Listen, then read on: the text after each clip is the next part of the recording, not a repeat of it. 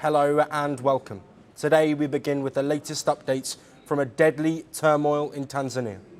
The protests that erupted after a contentious election in the country seem far from over. Instead, they have now split into Tanzania's neighbouring country, Kenya. The border town of Namanga witnessed violent unrest, with Kenyans alleging that the Tanzanian police targeted them. The police allegedly lobbed tear gas canisters across the border and fired live ammunition. The videos from the area showed protesters scattering in panic as tear gas and echoes of gunshots filled the air, leaving behind the injured person they were carrying. Later, the security forces were seen dragging a body away from the protest site.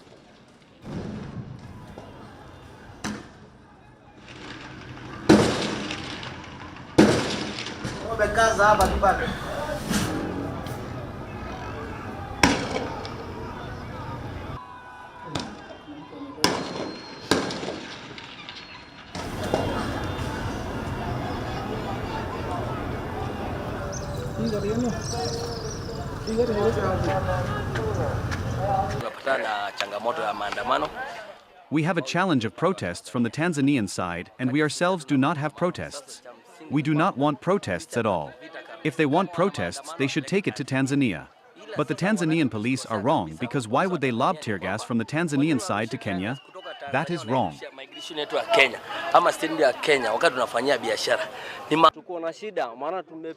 We have a problem because one of us has been shot, and we do not know why they are shooting at us. When Tanzanians fight us, we Kenyans do not have a problem with them. Why are they shooting at us in our area? Back in Tanzania, where the protests initially started, hundreds of young citizens could be seen gathering in groups in the commercial capital Dar es Salaam for a third day on October the 31st. The protesters torched rubble and tore down posters of Tanzanian President Samia Suluhu Hassan. The stir that followed an election with no opposition has reportedly killed 2 people so far, while the opposition claims that the death toll has reached around 700. This as an internet shutdown, a curfew and deployment of the military remain in place. And as the government's crackdown on protesters continues, the Tanzanian military chief called the protesters criminals. Dear Tanzanians, you all remember that some people went to the streets on October 29th and committed criminal acts. These are criminals. And the criminal acts should be stopped immediately. The Hassan-led government is facing widespread criticism for its crackdown on protesters. The Human Rights Watch accused the Tanzanian authorities of suppressing the political opposition and critics of the ruling party.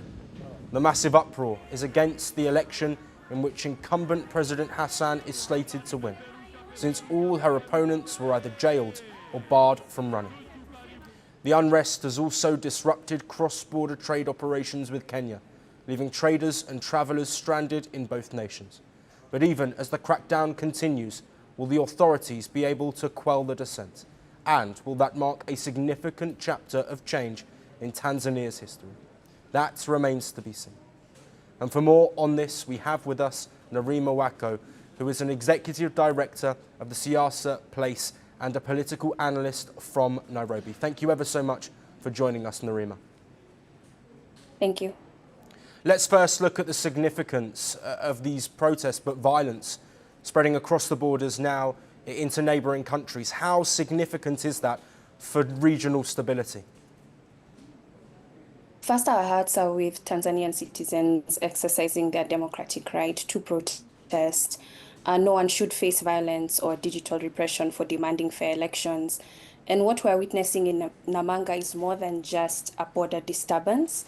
It's a human and democratic crisis that's spilling across borders when citizens are actually fleeing violence and when internet shutdowns are now not only affecting one country, but another. So it shows how interconnected our continent is and our countries are. And so Namanga's situation shows how authoritarian responses don't respect borders. When you talk about tear gas canisters, you talk about digital shutdowns, the economic disruption is real. These are small traders, these are truck drivers, these are hospitality workers who are losing income and the right to work and to move freely under the East Africa Commission framework. So while we look at this, also we have to understand that Tanzania is the fourth largest economic partner with Kenya. So it's an interdependence in trade and digital infrastructure. Yes, and Nerima, let's build on those relations between Kenya and Tanzania. If this action along the border continues, how do you see that influencing relations between the two countries, and what could Kenya's response be? At the moment, our President Ruto is actually the chair of the EAC. What we've been seeing is absolute silence. Remember, you mentioned previously that the opposition, there is none. And we also know that Tundu Lissu has been in prison as well. And there's also been actions in Uganda where we've seen opposition, Kezia Besigye, abducted from Nairobi. So it's questioning our partnership, it's questioning our solidarity. What we're seeing is young people, citizens, vocal online, calling for solidarity to stand on democratic rights. But the institutions that are supposed to uphold these democracies are silent. We're also questioning where is the African Union in regards to this situation and what is our president going to say since he is the head of the EAC at the moment. So our relations at the moment tense, and it looks like it's a battle between governments that are led by authoritarian regimes and the people who are fighting to be heard and their voices to be heard. Yes, Nerima, for my final question, I want to build on that point that you made once again. Of course, as you referenced, protests post-election happening across the African continent, not just the African Union. I want to look broadly at international actors as well. What do you think needs to be done to stop this pattern that we're seeing and, of course, stop the potential bloodshed that's at play? Unfortunately, Africa doesn't receive as much attention as the rest of the globe. We can't even forget what's happening at the moment in Sudan in regards to RSF. There's been a lot of lives lost, and it's unfortunate that now action is being taken. So for this particular instance, I would say that we have to focus on our institutions, our African governments, because it's young people who are calling on them to be accountable. Remember, the rise of these protests is pushing for fair elections, is pushing for accountable leadership and accountable governance.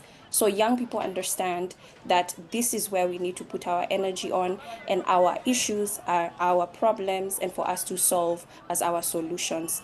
Hopefully we can get some media attention, but when it comes to institutions and governments, they are focused on other countries since there are also several wars happening simultaneously right now.